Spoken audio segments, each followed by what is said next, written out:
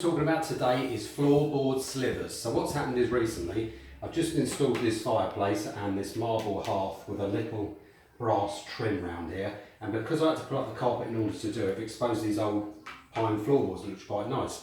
The only problem is that when you do put up the carpet, what you'll see is with these floorboards, particularly here, sometimes the gaps are quite thin and sometimes the gaps are quite fat. So what's happened there is, as you can see as an example here, what have you got? The tongue and the groove of the board.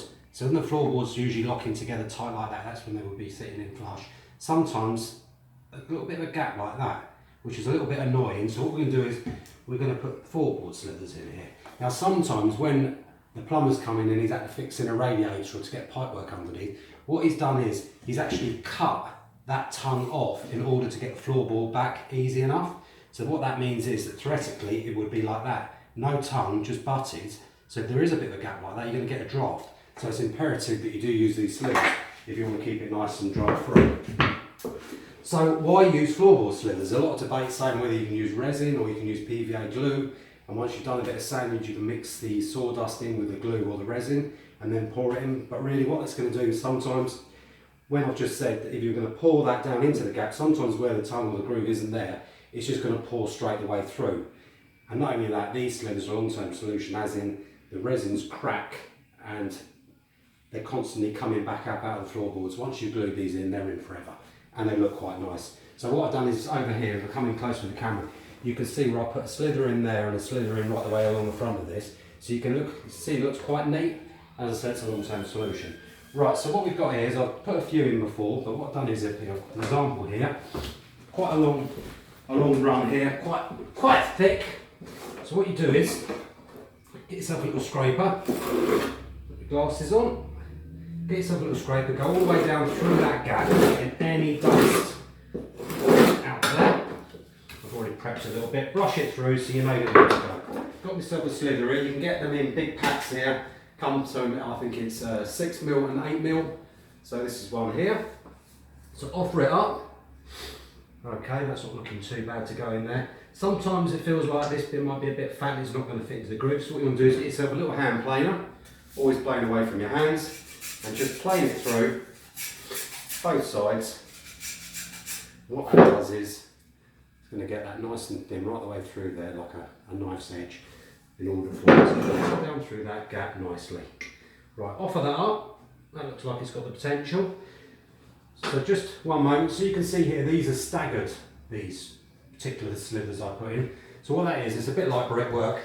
When I put that next one in there later on, it's staggered so you don't see the joints when you sand it back. Not that you're going to, it's just to find the detail. So right, we're good to go on this one. So what you want is, you want some glue, preferably you want some glue that dries clear. So you can see I've installed this one earlier on, you can see it's white there, the glue. Then what happens is, it dries here, it dries clear, so when you get your industrial sander and you sand all this back, you won't see it, it'll all blend in. Anyway, let's get on the glue and let's get it installed. So, get the glue, run it all the way down the bead, or the slither shall I say, right the way down.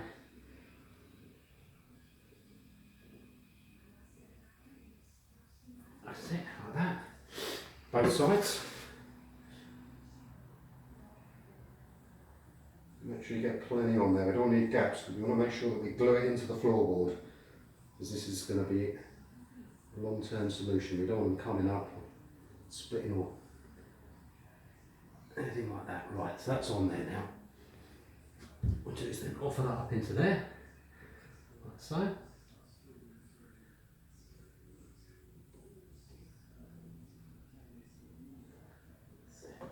Keep that, there you go, get that in there. Right, make sure that's up this way nice and tight. Let's have a little mallet, lock it up tight, that's it. Right, give them a little whack in, working your way along, keeping pressure on here because otherwise it's just going to spring up. Coming all the way down.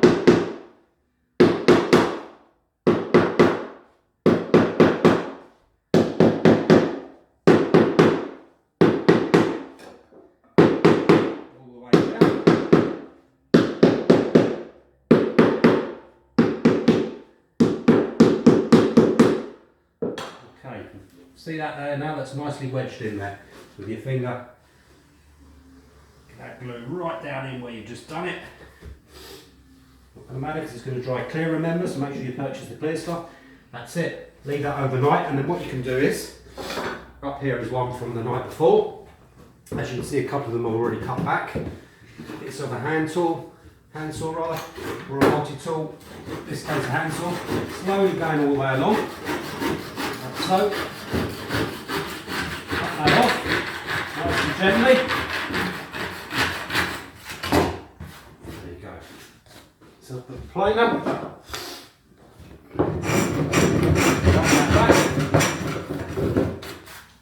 There you go, as you can see that's nice and neat there now. So what we do is when we've got the industrial sander on that, when we sand that back, that will all look like this, it'll look nice and tight.